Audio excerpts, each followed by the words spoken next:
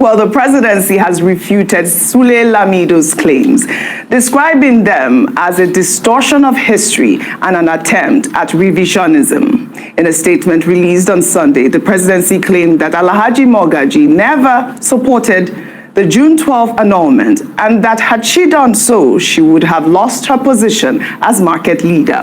The presidency further highlighted that Sule Lamido, as the secretary of the Social Democratic Party at the time, was among the party leadership, including Chairman Tony Anini, who surrendered the people's mandate without resistance and teamed up with the defeated National Republican Convention to deny Abiola his mandate. The presidency also emphasized Tinubu's consistent condemnation of the annulment. When Tinubu today, after being a general president, decided to rewrite history, well, trying to maybe deconstruct history and then rewrite it, then it is very, very amusing because he was part of the Babangida support of June 12. He was part of it.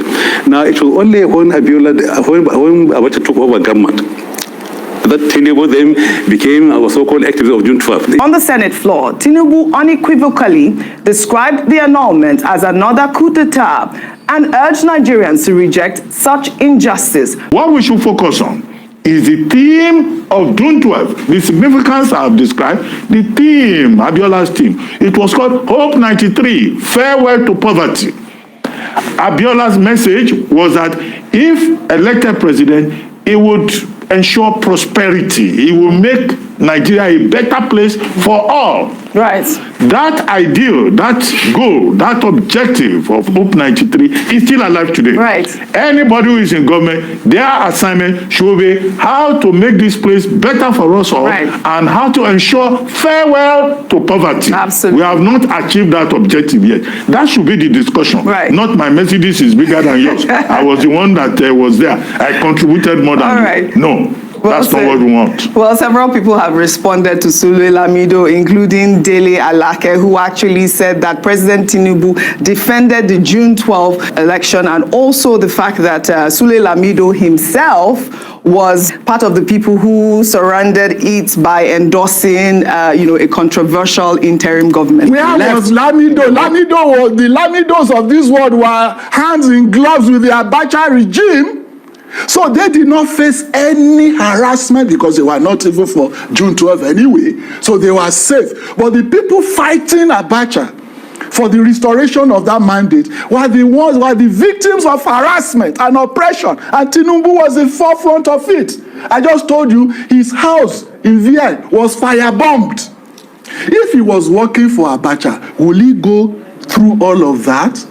If I tell you how he even smuggled himself out of the country from Anthony in Lagos. He was holed in a clinic.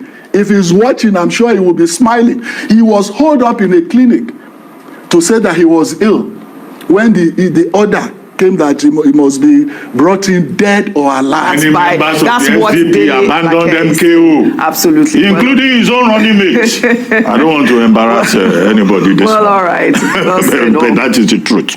We'll take another story. Empirical fact, Rufai. Empirical fact. We'll take another story. Highlighting the grand reception held in Uyo, the Akwa Ibom state capital, to officially welcome Governor Umo Eno to the All Progressives Congress. The event, which took place at the Godswill Akpabio International Stadium, was attended by Vice President Kashim Shettima, Senate President Godswill Akpabio, APC National Chairman Abdullahi Ganduje, and other prominent APC leaders. Godswill Akpabio expressed strong confidence that the entire South-South region of Nigeria will cast its votes for President Bola Ahmed Tinubu in the 2027 general election, and that suspended Governor of Rivers State, Sim Fubara, and the Governor of Bayelsa State, Doyo Diri, are next in line to join the All Progressives Congress. Let's take a look. Your Excellency, Governor Minor, today is for you. Today is for President Tinubu. Today is for the South-South. Today is for Akwa Ibom. But most especially, today is for Nigeria. Governor Minor, after you, who knows, Rivers State will jump tumble. After Rivers State, Bayelsa will join. And of course, won election after Governor Otu in Edo State, and we produced an amiable senator, Senator Monday Okpewolo. He's here in our midst. So what are we saying now? We are saying henceforth, come 2027, the South will go one way, and the South will vote for President Bola Ahmed Tinubu.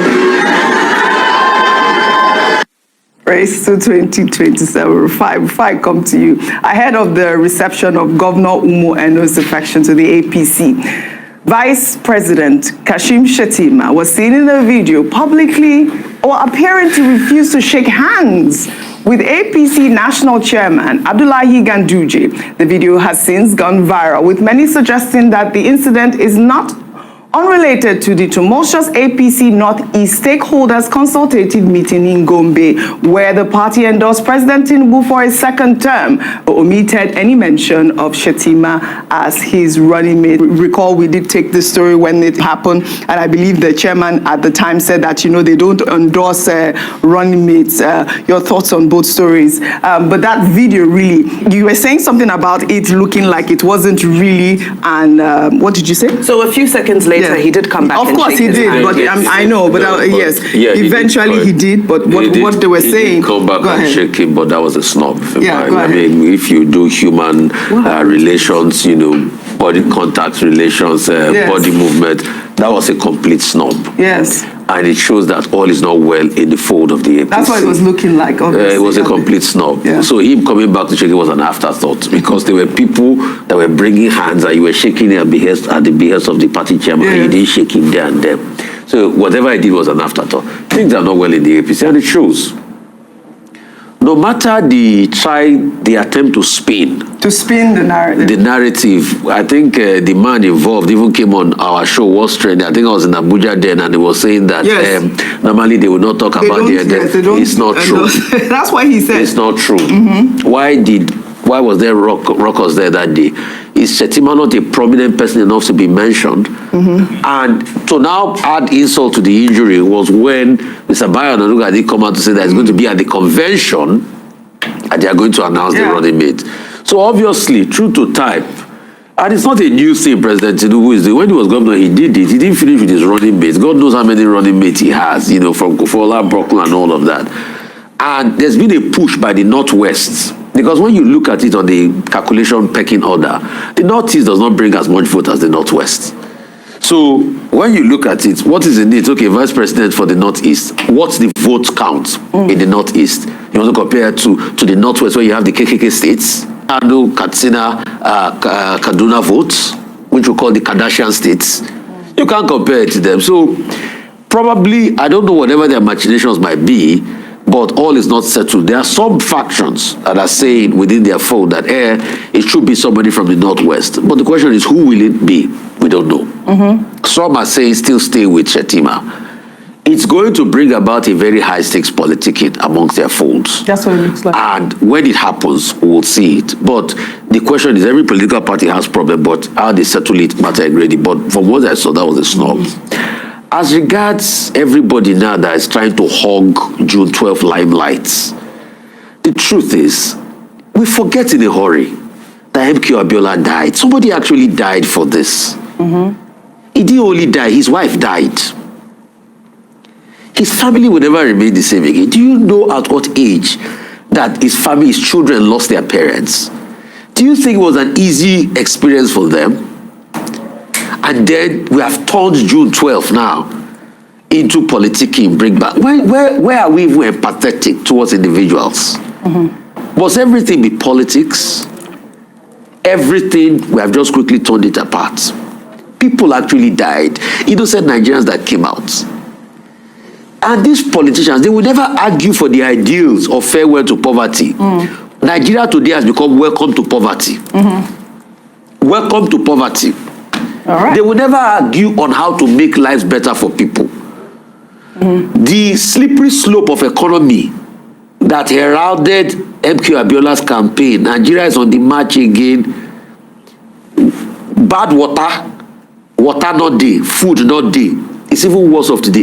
In the 93s of this world, at least you had pipe-borne running water. Today, how many pipe-borne running water do you have in major cities in Nigeria? Till today, many people, I know a man that calls me on my radio show, Ambassador Busba, he lost his sight because of this June 12th. So you have a lot of those. People don't talk about that. They don't even understand the ideals they return to democracy. All right. A lot of them that are in bed with the military and the ones now talking today. The ideals of democracy, having the military officers even now morphed into civilians, the same people that perpetrated this heinous crime against Nigerians. All right. So it just shows that the elite class is one. All right. And they should stop deceiving us. Very well said.